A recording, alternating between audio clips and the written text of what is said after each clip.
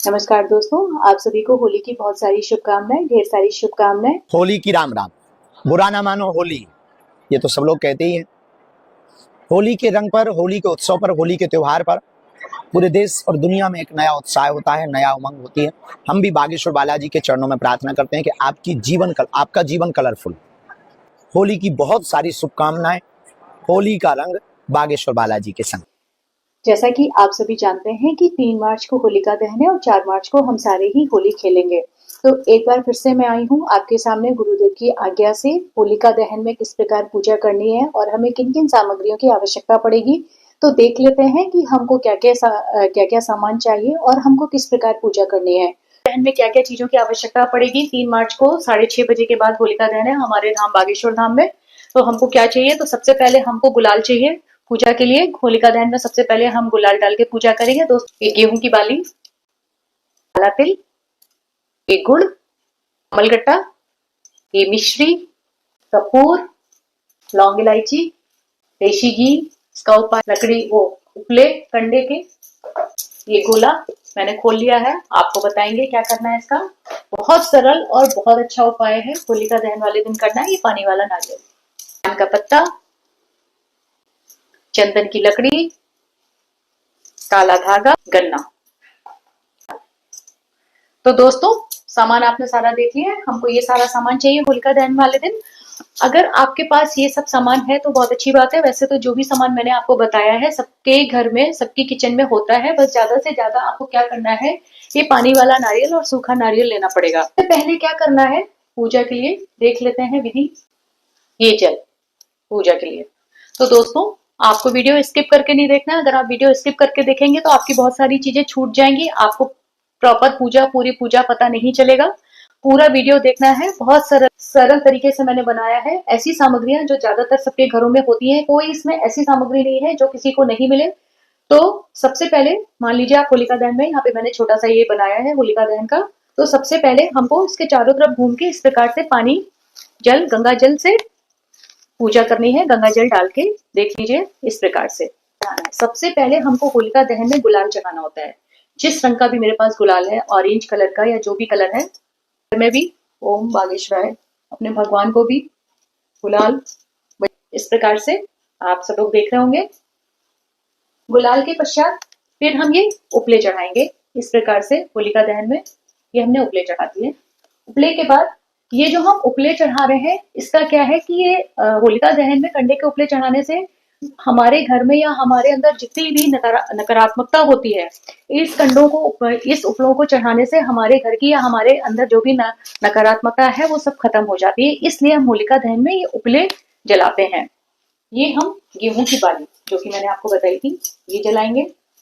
गेहूं की बाली जलाने से हमारे घर में, अगर हम होलिका दहन में गेहूं की बालियां जलाते हैं, तो गुरुदेव भगवान जी ने ऐसा बताया है कि अगर हम होलिका दहन में गेहूं की बालियां जलाते हैं तो हमारे घर में या जीवन पर्यंत वर्ष भर अन्य धन की कभी कोई कमी नहीं होती। इसलिए हम होलिका दहन में ये गेहूं की बालियां जलाएंगे।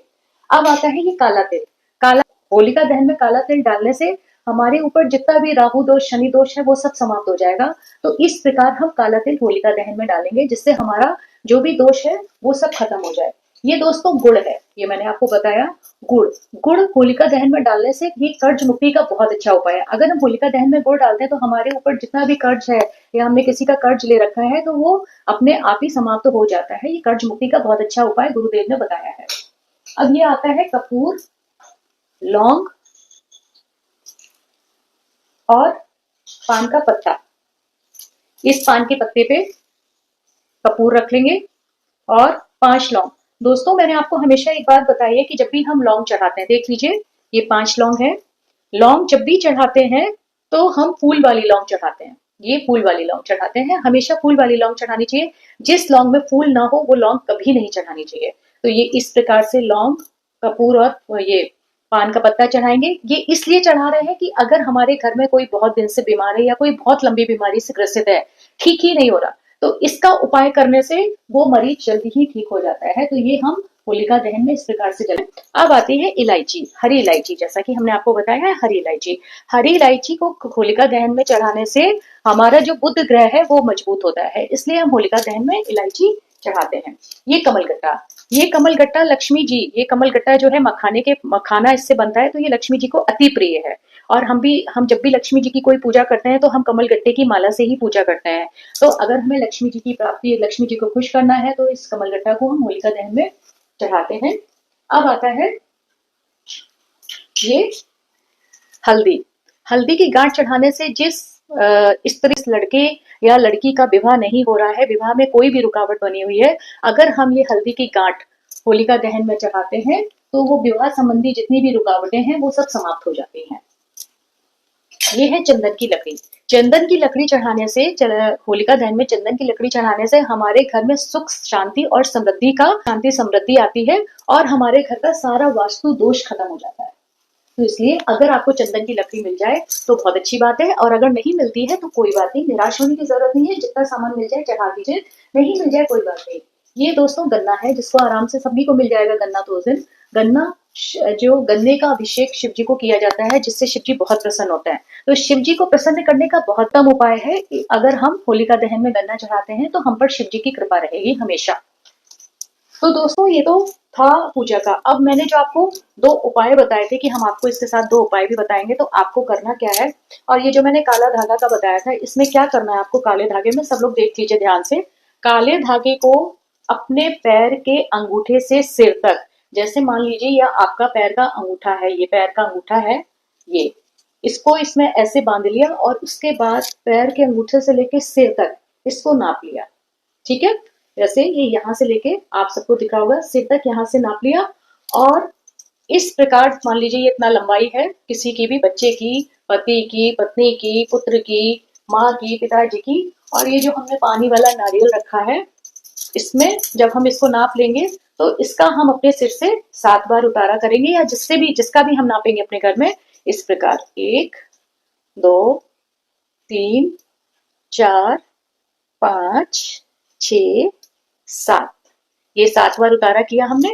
उसके बाद इस धागे को हम इस प्रकार नारियल में लपेट देंगे। ये देखिए, ये धागा हमने नारियल में लपेट दिया है और ये ऐसे ही हमको ये होलिका दहन में जला देना है। एक ये जो मैंने सूखा गोला रखा था, इसका उपाय भी देख लीजिए सारे लोग। इसके मैं आपको 2 उपाय बताऊंगी। एक तो गोले को ऊपर से काट लेना है, ठीक है, और यहाँ पे जो मैंने ये धागे वाली मिश्री रखी थी, सब लोग देख रहे होंगे, ये जो धागे वाली मिश्री है, मिश्री को इस नारियल में डाल लेना है इस प्रकार। और यहाँ पे जो मैंने घी रखा था, घी है, डाल लीजिए, ये घी इस प्रकार डाल लेना है। और ऐसा करेंगे तो हम ओम ऐं श्री लक्ष्मी नमः, ओम ऐं श्री लक्ष्मी नमः, ओम ऐं श्री लक्ष्मी नमः, ओम ऐं श्री लक्ष्मी नमः का जाप करते हुए हम यहाँ पे होलिका दहन में इसको ऐसे छोड़ देंगे, तो लक्ष्मी माता की हम पर हमेशा कृपा रहेगी। ये बहुत ही सरल और बहुत उत्तम उपाय है माँ लक्ष्मी को प्रसन्न करने का। इसी का एक दूसरा उपाय ये है कि आपके पास एक उपाय तो ये हो गया, आपके पास ये गोला है। तीसरा उपाय आया मनोकामना पूर्ति के लिए। अगर आपके मन में कोई मनोकामना है जो आपकी पूर्ण नहीं हो रही, तो आपको करना क्या है, एक सूखा गोला लेना है, दूसरा गोला लेना है, नया गोला लेना है, एक दूसरा सूखा गोला लेना है, और ये लाल कपड़ा जो मैंने आपको बताया था मैंने रखा है, लाल कपड़े में इस गोले को लपेट लेना है इस प्रकार से, अच्छे से, ढंग से, और अपनी जो भी मनोकामना है माँ लक्ष्मी जी का ध्यान करते हुए, माता लक्ष्मी का ध्यान करते रहेंगे, मौली से हम इसको बांध देंगे। हमारी मनोकामना है, जो भी हमने सोचा है, जो भी हमें मनोकामना अपनी पूरी करवानी है, इस प्रकार से अपनी मनोकामना मन में बोलते हुए नारियल को मौली से इस प्रकार से बांध देंगे। दोस्तों ये सारी तैयारी हमको घर से ही करके ले जानी है, क्योंकि होलिका दहन जहाँ पे भी हम जाते हैं वहां भीड़ इतनी होती है कि हमको इतना टाइम नहीं होता कि हम ये सारे काम वहां पे कर सकें। इसको इस प्रकार तोड़ देना है और हमको अपनी मनोकामना मन में बोल के इस नारियल को होलिका दहन में डाल देना है इस प्रकार। ये दूसरा उपाय है नारियल का, गोले का। तो दोस्तों ये छोटी सी पूजा होलिका दहन की अगर आपको अच्छी लगी हो, पसंद आई हो, तो अपने चैनल अनुजा वाइब्स को लाइक, सब्सक्राइब, कमेंट करना ना भूलें। और अगर आपको कोई दिक्कत है इस पूजा में, आपको कुछ भी पूछना है, तो आप कमेंट बॉक्स में हमसे कुछ भी पूछ सकते हैं, कोई दिक्कत नहीं है। हम कोशिश करेंगे कि सबके आपके सवालों का जवाब हम दें, और अगर बाई चांस कोई रह जाता है तो उसके लिए हम क्षमा चाहते हैं। आप सबको होली की बहुत सारी शुभकामनाएं, हार्दिक शुभकामनाएं।